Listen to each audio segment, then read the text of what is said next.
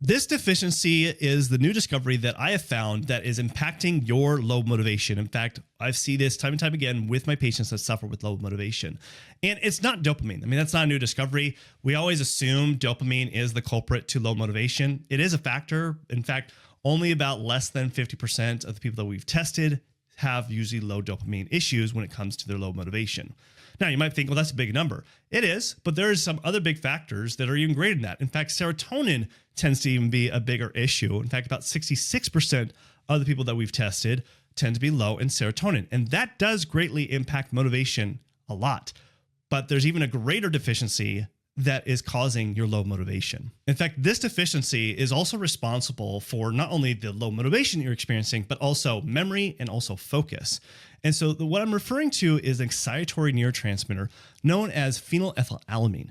This excitatory neurotransmitter is, in fact, what we've tested across the board over the past 10 years is that 90% of the people tend to be low in this specific thing when they're suffering with low motivation.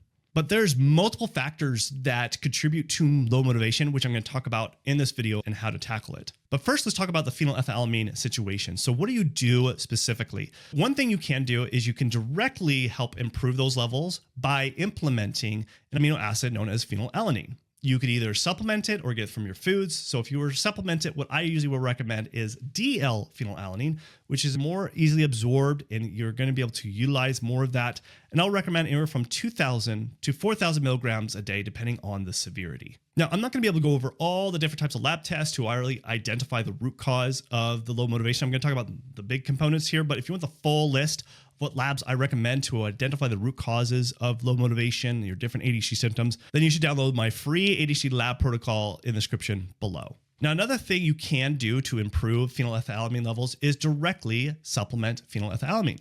And I usually will recommend it from 250 to 500 milligrams a day, depending on the severity. However, a lot of times we also do see that there's a conversion process that's making it difficult to making phenylethylamine, which then is impacting your motivation. And it's another deficiency that we've discovered over the years that people tend to be deficient in.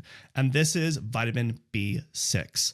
Now, why is vitamin B6 so important? In fact, about 60% of the people we've tested are low in vitamin B6. And so the activated form of vitamin B6 is responsible for not only helping making phenylethylamine, taking phenylalanine to phenylethylamine, but it's also responsible for helping and building and modulating both serotonin and dopamine.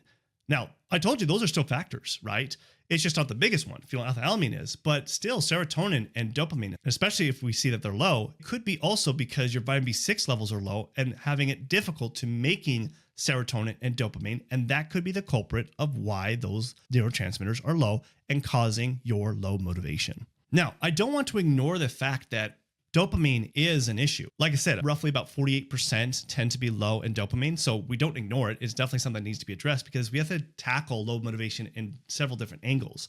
So when we're looking and we see that someone's low in dopamine, typically the problem is the body's not producing and making enough because a stimulant medication doesn't make dopamine, it stimulates it. So just thinking about it is just like turning on the faucet and allowing the dopamine to flow out and into our system, but it's not creating it. And so what we have to do is increase the dosage. And then we get in this vicious cycle that we kind of run on empty. And we haven't been addressing what helps make dopamine. So one of the biggest things that we do see and what we test for that helps make dopamine is tyrosine.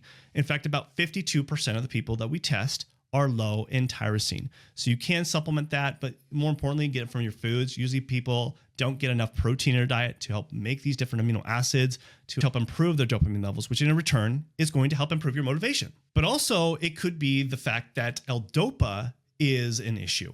And L-DOPA is what directly helps make dopamine because tyrosine gets converted to L-DOPA and then L-DOPA helps make dopamine. And so in this case, a lot of times I'll use mucuna if that is the case that we do see that's low because mucuna has L-DOPA in it. Now, I get this a lot of stuff, very complicated to understand the different labs and the testing and stuff like that. So if you want my help and guidance to really create a roadmap of the different labs that could be very specific for you to identify the root causes of your ADHD symptoms and creating an action plan for you, then you should go ahead and book a diagnostic assessment with me in the description below so I can really dive deep into your medical history to identify the issues that you're dealing with your low motivation and if you have other ADHD symptoms. Now, there's still one I still want to cover in today's video that can be contributing to your low motivation. In fact, about 92% of the people we test tend to be deficient in this as well. And what I'm referring to is cortisol, especially if you're an adult and you're having low motivation. It's very hard to have motivation when your cortisol levels are plummeted, because when you don't have energy, you also are not really gonna have much motivation. And cortisol helps us give us energy and helps us give us motivation throughout the day. And so this could be the reason. And really what you can do here, depending on what the testing shows.